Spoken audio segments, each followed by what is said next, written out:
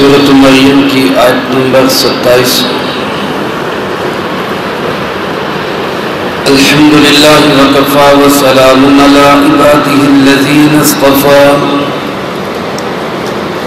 خصوصا علی سید الرسل وخاتم الانبیاء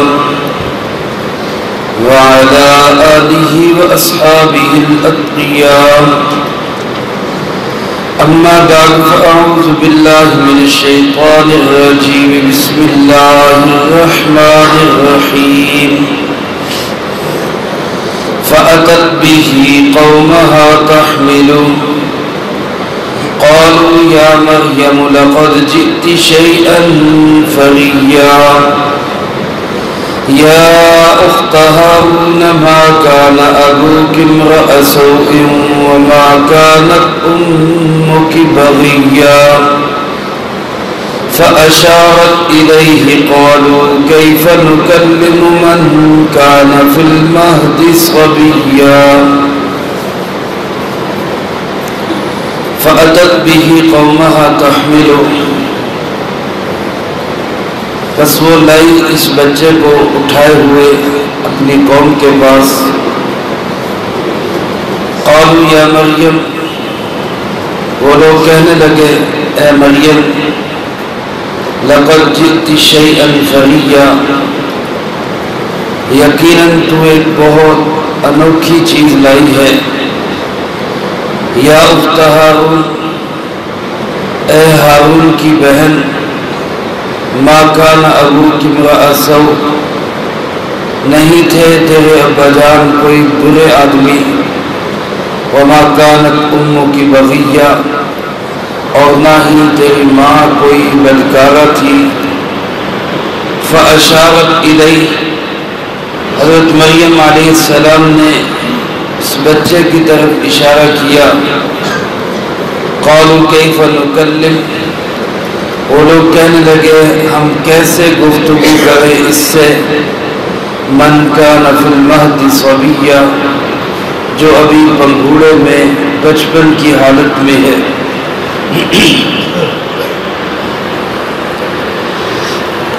حضرت مریم سلام اللہ علیہ پر یہ ایک بہت بڑا امتحان آیا، جس کو اللہ رب العزت نے یہاں بیان فرمایا ہے، جس میں ایک طرف تو یہ بتلانا مقصود ہے کہ جو لوگ یہ کہہ رہے ہیں کہ حضرت عیسیٰ علیہ السلام نعوذ باللہ کسی غلط کاری کا نتیجہ ہے، یا ان کی ماں پر کوئی غلط الزام رکھنا چاہتے ہیں، تو وہ لوگ بالکل غلط ہے، 100% غلط ہے۔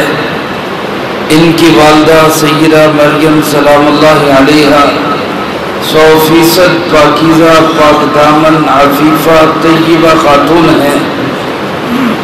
اللہ رب العزت نے اپنی قدرت سے بغیر باپ کے حضرت عیسیٰ علیہ السلام کو وجود عطا فرمایا۔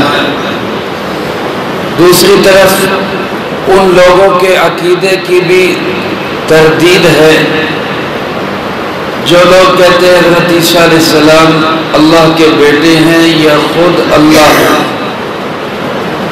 ان کے لیے بھی اس میں سبق ہے کہ نہ تو حضرت عیسیٰ علیہ السلام اللہ ہیں، نہ ہی اللہ کے بیٹے ہیں، بلکہ حضرت عیسیٰ علیہ السلام اللہ کے بندے ہی اور اس کے رسول ہی ہیں۔ اس لیے اللہ رب العزت نے اس حقیقت کو یہاں واشگاف کیا، اور چونکہ یہ بہت بڑی قدرت کی نشانی اور دلیل ہے، جیسا کہ اس سے پہلے رکوع میں حضرت زکریا علیہ السلام کو 120 سال کی عمر میں بیٹے کا مل جانا یہ بہت بڑی دلیل تھی۔ اس سے بھی زیادہ بڑی دلیل یہ ہے کہ اللہ رب العزت چاہے تو وہ بغیر باپ کے بھی بیٹا دے سکتا ہے۔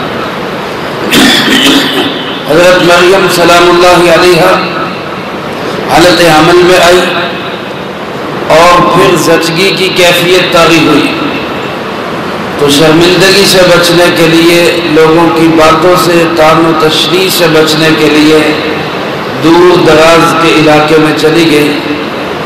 وہاں بچے کی ولادت ہوئی. جلیس اور انیس کوئی پاس نہیں، کھانے پینے کا سامان کوئی پاس نہیں. اس موقع پر جو ضروریات ہوتی ہیں ان میں سے کوئی بھی ضرورت پاس نہیں. اللہ رب العزت نے حضرت جبرائیل امین علیہ السلام کو بھیجا، جنہوں نے پردے میں رہ کر تسلی بھی دی، حوصلہ بھی دیا، اللہ رب العزت کی طرف سے پیغام بھی پہنچایا، کھانے اور پینے کا بندوبست بھی پانی اور کھجور کی شکل میں کر دیا. اور پھر بچے کی ولادت ہوئی. ٹینشن یہ تھی، مسئلہ یہ تھا، پریشانی یہ لاحق تھی، لوگ سوال کریں گے. تو اس کے جواب کے طور پہ اللہ رب العزت نے بتلایا کہ جب لوگ پوچھے تو کہہ دینا کہ میں نے چٹ کا روزہ رکھا ہوا ہے، اسی بچے سے پوچھ لیں، اشارے سے بتا دینا. چنانچہ حضرت مریم وہاں سے واپس آئی. بعض حضرات علماء مفسرین کرام رحمہم اللہ فرماتے ہیں وہاں 40 دن تک ٹھہری رہی. گویا یہ جو پیریڈ ہے 40 دن کا، یہ حضرت مریم نے وہاں پہ گزارا. اس کے بعد قوم کے پاس تشریف لائی. اور بعض حضرات کی رائے یہی ہے جس طرح آن واحد میں یہ حمل قرار پایا تھا، اسی طرح اسی لمحات کے اندر حضرت مریم اس تمام پروسیس سے جو ہے وہ فارغ ہو گئی تھی، اور ان کو اس کی ضرورت اور نوبت ہی پیش نہیں آئی. لہذا وہ انہی لمحات میں بچے کو اٹھائے ہوئے واپس آئی. فرمایا فَأَتَتْ بِهِ قَوْمَهَا تَحْمِلُ، بچہ گود میں ہے. حضرت مریم کماری پاک دامن عفیفہ اس کو اٹھائے ہوئے واپس تشریف لا رہی. سیرت نگاروں نے، مفسرین کرام رحمہم اللہ نے لکھا ہے کہ سب سے پہلے ان کا اپنا ہی کزن اور چچا زاد بھائی جس کا نام یوسف تھا اور جس کا پیشہ بڑھئی کا تھا وہ ملا، اور اس نے سوال کیا کہ یہ کہاں سے آ گیا. جب انہوں نے بتلایا کہ یہ اللہ کی طرف سے ہے تو اس نے کہا کہ سب کچھ اللہ ہی کی طرف سے ہوتا ہے، لیکن بغیر بیج کے، بغیر کسی جو ہے درخت کو لگائے کیسے پھل آ سکتا ہے، کیسے کوئی چیز پیدا ہو سکتی ہے. تو حضرت مریم نے اس کے جواب میں کہا کہ میرا اللہ قادر مطلق ہے، وہ بغیر بیجوں کے بھی پودے پیدا کر سکتا ہے، بغیر درخت، بغیر پودے لگائے بھی درخت اور ان کے پھل پیدا کر سکتا ہے. اسی اللہ نے بغیر کسی سبب کے یہ بچہ مجھے عطا کیا. چونکہ وہ ایک صاحب ایمان آدمی تھے، وہ اس پہ ایمان لائے اور اس کا انہوں نے تصدیق کی کہ اللہ رب العزت نے اپنی قدرت سے اس بچے کو پیدا کیا. آگے تشریف لائے، لوگ اور ملے تو انہوں نے طعن و تشنیع شروع کر دی اور کہنے لگے یا مریم لقد جئت شیئا فریا، اے مریم یہ تو نے بہت عظیم اور انوکھا کام کیا. فری عربی زبان میں ہر اس کام کو کہتے ہیں کہ جو ایک دھماکہ خیز کام ہو، چاہے وہ اچھا ہو چاہے وہ برا ہو. اچھے برے میں ایک انوکھے اور ایک لوگوں کو حیرت میں ڈال دینے والے کام کو فری کہا جاتا ہے. تو کہنے لگے کہ اے مریم تو نے ایک حیران کن کام کیا ہے، عجیب کام کیا ہے اور ایک انوکھا اور منفرد کام کیا ہے. یہ کیسے ہو سکتا ہے کہ کوئی کماری جو ہے وہ ماں بن جائے اور بغیر قدرت کے، بغیر باپ کے، بغیر ملاپ کے اس کے ہاں بچہ ہو جائے، یہ کیسے ممکن ہے؟ اور پھر مزید دل جلانے کے لیے، مزید طعن و تشنیع کے لیے ماں اور باپ کا واسطہ دیا، یا اخت ہارون بھائی کا واسطہ دیا، اے ہارون کی بہن. یعنی ایک اس انسان کی بہن جو بہت نیک انسان تھا. کس قدر انسان کا دل کٹ جاتا ہے جب کوئی ایسا الزام بھی لگایا جائے اور پھر ساتھ یہ بھی کہا جائے کہ تیرا باپ تو بڑا نیک تھا، تو کیسا نکلا، تیرا بھائی تو بڑا نیک تھا، تو کیسا نکلا. حضرت مریم کا یقیناً دل کٹ گیا ہوگا. ہارون کی بہن، یہ ہارون کون ہے؟ حضرت مغیرہ بن شعبہ رضی اللہ تعالیٰ عنہ جب اہل نجران کے پاس پہنچے، عیسائی تھے وہاں کے رہنے والے، تو انہوں نے یہی سوال کیا کہ آپ کا قرآن یہ کہتا ہے کہ وہ ہارون کی بہن ہے، اور ہارون تو حضرت موسیٰ علیہ السلام کے بھائی ہیں، اور موسیٰ علیہ السلام اور حضرت مریم کے زمانے میں تو سینکڑوں سال کا فاصلہ ہے، تو پھر یہ ہارون کی بہن کیسے ہو گئی؟ حضرت مغیرہ بن شعبہ رضی اللہ تعالیٰ عنہ انہوں نے کہا کہ میرے علم میں نہیں، میں جناب محمد کریم صلی اللہ علیہ وسلم سے پوچھ کے بتلا سکتا ہوں. وہ تشریف لائے، آپ سے سوال کیا تو آپ نے فرمایا کہ تم نے یہ کیوں نہیں کہہ دیا کہ وہ لوگ اپنے انبیاء اور اپنے بزرگان دین کے ناموں پہ اپنے بچوں کے نام رکھا کرتے تھے.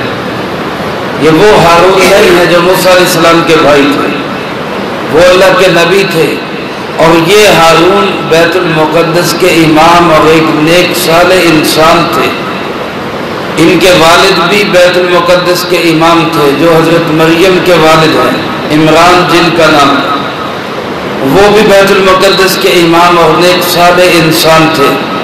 ہارون بھی ان کا بیٹا نیک صالح انسان تھا. تو پہلے لوگ انبیاء سابقین اور صلحاء اور نیک لوگوں کے نام پہ اپنے بچوں کے نام رکھا کرتے تھے. ہمیں بھی یہی تعلیم اور تلقین ہے کہ بچے کا نام رکھنا ہو تو کسی نیک بزرگ صحابی یا اللہ کے نبی کے نام پہ اس نسبت سے نام رکھنا چاہیے. نسبت کی بڑی لاز ہوتی ہے. نسبتوں کے نام کی نسبتوں کے انسان پہ اثر پڑتے ہیں، اس کے نام کے بھی اثر پڑتے ہیں، ماحول کا بھی اثر پڑتا ہے.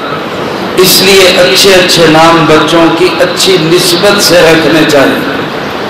خاص طور پہ جناب محمد کریم صلی اللہ علیہ وسلم کے صحابہ کرام رضی اللہ تعالیٰ مجمعین اور خاص خادمین کے نام پہ بچوں کے نام رکھنے چاہیے. تو حضرت ہارون علیہ السلام کے نام پر حضرت مریم کے بھائی کا نام ہارون تھا، اس لیے ان کو یا اخت ہارون کہا گیا. اور بعض دوسرے حضرات نے یہ وجہ بھی لکھی ہے کہ حضرت مریم کا تعلق حضرت ہارون کے خاندان سے تھا، اس لیے ان کو ہارون کی بہن کہا گیا.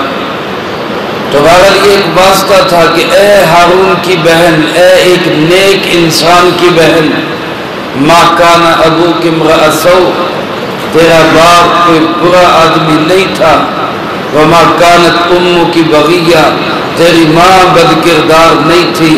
تو نے یہ کیا گل کھلا دیے، تو نے یہ کیا کام کر دیا.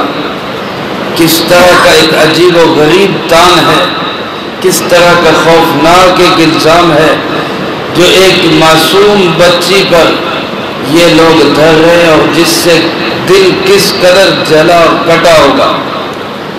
بہرحال حضرت مریم نے حوصلے سے اس کو برداشت کیا. فَأَشَارَتْ إِلَيْهِ، اللہ کے حکم کے مطابق زبان سے کچھ نہیں بولی، اشارے سے کہہ دیا کہ میرا چپ کا روزہ ہے، اور اسی بچے سے پوچھ لو کہ یہ کس کا ہے، اسی بچے سے سوال کر لو کہ یہ کیسے پیدا ہوا، اللہ نے کس طرح اس کو پیدا کیا. اشارت الیہ، بچے کی طرف اشارہ کیا. بعض مفسرین کرام رحمہ اللہ فرماتے ہیں جب حضرت مریم حضرت عیسیٰ علیہ السلام کو گود میں اٹھائے ہوئے واپس آ رہی تھی تو راستے میں ہی گود سے ہی حضرت عیسیٰ علیہ السلام بول پڑے تھے، اور اپنی ماں کو کہا اماں گھبرانا نہیں، امتحان ہے اللہ کی طرف سے، حوصلے کے ساتھ برداشت کرنا ہے، اور جو اللہ نے کہا ہے اس پہ عمل کرنا ہے. آپ نے میری طرف اشارہ کر دینا ہے کہ اس سے پوچھ لو یہ کہاں سے آیا۔ تو حضرت مریم نے اسی ہدایت کے مطابق عمل کیا۔ فَأَشَارَتْ إِلَيْهِ، بچے کی طرف اشارہ کرتے ہوئے کہا اس سے پوچھ لے یہ کیسے پیدا ہوا۔ تو وہ لوگ حیران ہو کے کہنے لگے کیف نکلم من کان فی المہد صبیا، ہم کیسے اس بچے سے بات کریں جو ابھی گود میں پنگھوڑے میں بچپن کی حالت میں ہے۔ عام طور پہ تو اتنا معصوم بچہ وہ بول نہیں سکتا، تو بچہ جو ہے وہ کوئی 2 3 4 سال کا ہوتا ہے تو منہ کرنے لگتا ہے۔ یہ اس بچے سے ہم کیسے بات کریں، اس سے ہم کیسے بولیں؟ لیکن اللہ کی طرف سے یہ ایک نشانی تھی، ایک معجزہ تھا۔ حضرت عیسیٰ علیہ السلام نے اسی بچپن کی حالت میں چند دنوں کے بچے ہوتے ہوئے قوت گویائی اللہ نے عطا فرمائی، فصیح اللسانی عطا فرمائی، انتہائی خوبصورت انداز میں اپنی ماں کی پاکی بیان کی، اپنی ماں کا عفیفہ اور پاک دامن ہونا بیان کیا، اور اپنی پیدائش کا ذریعہ بتایا کہ اللہ نے مجھے کیسے پیدا کیا۔ اور یہ ایک معجزہ ہے، اور ایسے معجزات علماء نے لکھا ہے اس کے علاوہ بھی ہے۔ ایک حضرت عیسیٰ علیہ السلام بچپن میں بولے، اسی طرح حضرت یوسف علیہ السلام پہ جب الزام لگا تو ایک بچے نے گواہی دی، ایک بچے نے گواہی دی، وہ بھی ایسے ہی دودھ پیتا بچہ تھا، اس نے گواہی دی کہ حضرت یوسف علیہ السلام پاک دامن اور عفیف ہے، قصور سے زلیخا۔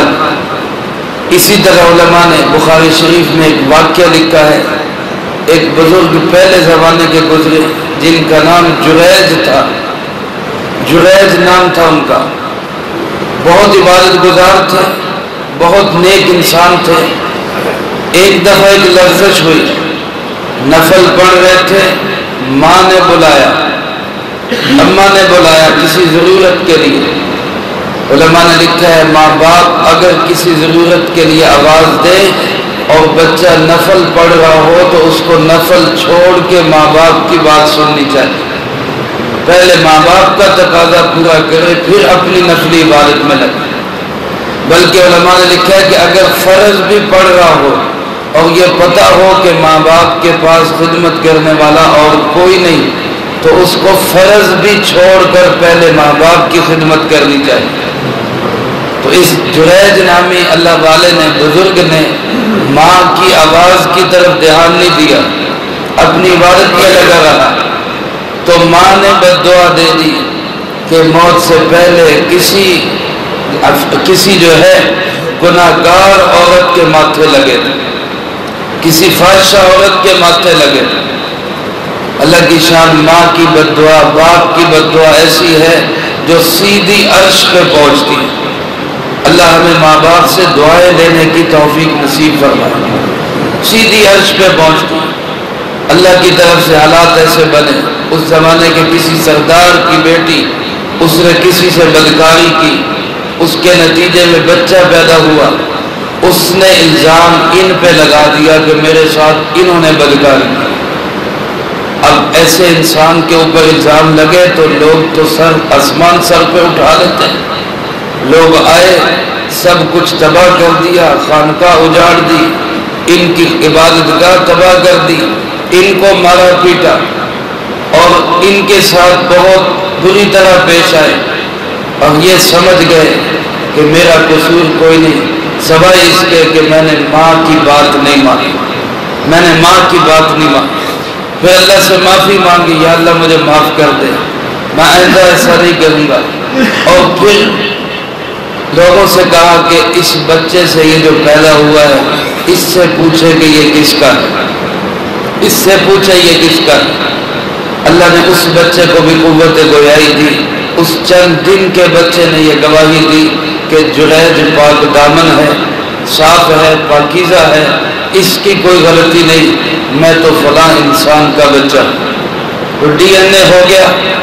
اب انہوں نے، لوگوں نے حضرت سے معافی بھی مانگی، دوبارہ خانقاہ بھی بنا کے دی، وہی عزت، وہی ان کو فخر دیا، لیکن آزمائش آ گئی صرف اس لیے کہ ماں کی بات نہیں مانی۔ بعض اوقات ایسے حالات کی وجہ سے بھی انسان پہ آزمائش آ جاتی ہے، تو یہ بھی ان بچوں میں سے ہے جو بچپن میں بولے۔ حضرت عیسیٰ علیہ السلام بھی بچپن میں بولے، اور کیا فرمایا اس کا تذکرہ اللہ پاک نے اگلی آیات میں کیا ہے، وہ انشاءاللہ اگلی فرصت میں آئے گا۔ اللہ پاک سے دعا ہے اللہ مجھے آپ کو سب کو قرآن و سنت کی صحیح سمجھ نصیب فرمائے اور اس پہ عمل کر کے دوسروں تک پہنچانے کی توفیق عطا فرمائے۔ اللہم لک الحمد کما ینبغی لجلال وجہک العظیم سلطانک، اللہم لا احصی ثناء علیک انت کما اثنیت علی نفسک، اللہم لک الحمد کما انت اہل، صلی علی محمد کما انت اہل، وافعل بنا ما انت اہل فإنك أهل التقوى وأهل المغفرة، اللهم أحسن عاقبتنا في الأمور كلها وأجرنا من خزي الدنيا وعذاب الآخرة، اللهم راقية كباقية الوليد، اللهم استر عوراتنا وآمن روعاتنا، اللهم إنا نجعلك في نحورهم ونعوذ بك من شرورهم، اللهم استر عوراتنا وآمن روعاتنا، اللهم اكفنا بحلالك عن حرامك وأغننا بفضلك عمن سواك، اللهم اكفنا كل مهم من حيث شئت ومن أين شئت، ربنا هب لنا من أزواجنا وذرياتنا قرة أعين واجعلنا للمتقين إماما، رب ارحمهما كما ربياني صغيرا، رب ارحمهما كما ربياني صغيرا، رب ارحمهما كما ربياني صغيرا۔ اے مولا کریم، اس پورے ہفتے میں جتنا درس قرآن ہوا، ان طلباء عزیز نے جو پڑھائی کی، ان احباب نے جو جو اعمال کیے، اے اللہ اس کو اپنی بارگاہ میں قبول فرما، اے اللہ جو کمیاں کوتاہیاں ہوئی اپنی رحمت سے معاف فرما، اے اللہ ان مقبول اعمال کا جو ثواب ہمارے پیارے آقا جناب محمد کریم صلی اللہ علیہ وسلم کی روح مبارک کو ہدیۃً نصیب فرما، آپ علیہ السلام کو بہترین جزائے خیر نصیب فرما، آپ کے توسل سے تمام انبیاء، تمام صحابہ، تمام اہل بیت، ازواج مطہرات، بنات اطہار، جناب نبی پاک صلی اللہ علیہ وسلم کی امت کے وہ تمام لوگ جو اس دنیا سے جا چکے، جو موجود ہیں، جو قیامت تک آئیں گے، بالخصوص علماء، مشائخ، بزرگان دین، فقہائے امت، محدثین امت، اے مولا کریم ہم سب کو اس کا اجر و ثواب نصیب فرما۔ حاضرین مجلس میں سے جس کے جو عزیز و اقارب، رشتہ دار، دوست، احباب، اساتذہ، مشائخ، والدین اس دنیا سے جا چکے، اے اللہ سب کو اس کا اجر و ثواب نصیب فرما۔ جتنے سامعین ہیں اللہ جن کے جو عزیز و اقارب دنیا سے جا چکے، سب کو اس کا اجر و ثواب نصیب فرما، تمام مرحومین کی قبور کو جنت کا باغ بنا، سب کے درجات کو بلند فرما، سب کی سیئات کو معاف فرما، سب کو جنت الفردوس میں اعلیٰ مقام نصیب فرما۔ اے مولا کریم ہم میں سے ہر ایک کو اپنے اپنے وقت پہ اچھی موت نصیب فرما، بری موت اور اس کے اسباب سے بھی اللہ ہماری حفاظت فرما، عزت کی زندگی، شہادت کی موت نصیب فرما، اسلام والی زندگی، ایمان والی موت نصیب فرما۔ اے اللہ تمام بیماروں کو شفا عطا فرما، یا اللہ تمام بیماروں کو شفا عطا فرما، گھروں میں، ہسپتالوں میں جو کوئی جہاں کہیں جس مرض میں مبتلا ہے، اے اللہ ہر ایک کو ہر بیماری سے شفا عطا فرما، ہر پریشان حال کی پریشانی کو دور فرما، ہر مقروض کو قرضے کے بوجھ سے رہائی نصیب فرما، ہر بے اولاد کو نیک صالح اولاد نصیب فرما۔ اے اللہ ہماری دعاؤں کو اپنے فضل و کرم سے قبول فرما۔ ربنا تقبل منا انك انت السميع العليم وتب علينا انك انت التواب الرحيم، وصلى الله على النبي الكريم وعلى آله واصحابه اجمعين برحمتك يا